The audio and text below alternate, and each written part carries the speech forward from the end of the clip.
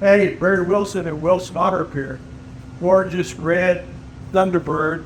I think this is the dream car of everybody from my era, either that or maybe a Corvette, possibly some of the two-seaters that came out of Europe. But we've been working on this car for a while. We're pretty much down to the end. And we had an issue when we first got this car. They raised it up to do an inspection on it, and the new gas tank that was there had a stain on the bottom side where it had been leaking. So it's a one-piece tank, meaning that the neck is made onto the tank. We took it out a couple of times and determined in our mind that it was leaking at the gas tank center. So if you come over here, I'll show you what we found out. So here's that brand new shining gas tank that got put in there. And this is where the unit goes, called the gas tank sender, to tell the gas gauge what to read, full or empty, or in between. And it bolts in here. You can see all these screws where it bolts. There's a gasket that goes here.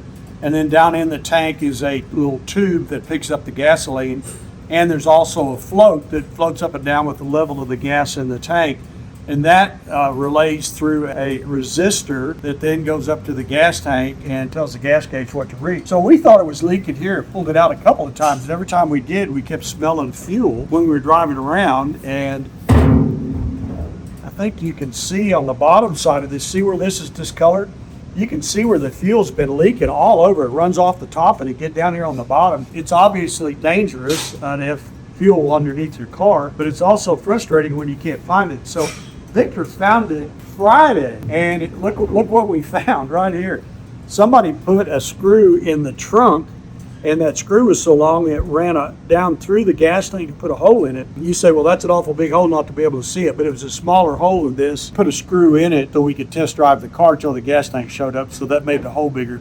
But it was a small pinhole right here, and it just slosh out over time, and gas would run out and come down on the bottom of it. Now, my wife, who's doing the filming today, said, well, why didn't you just solder that up? And you can't do that. And you guys, it's dangerous to put heat to a gas tank, even if it's empty, because they retain fuels in there. And there have been a lot of guys that have hurt themselves by applying a torch to this, even though it's empty. I've even heard of guys filling it up with water, so that seems to be safer. But firstly, I don't weld on gas tanks that have had fuel in them. I don't care how long they've been sitting. If it's had gas in it, then I don't weld on it.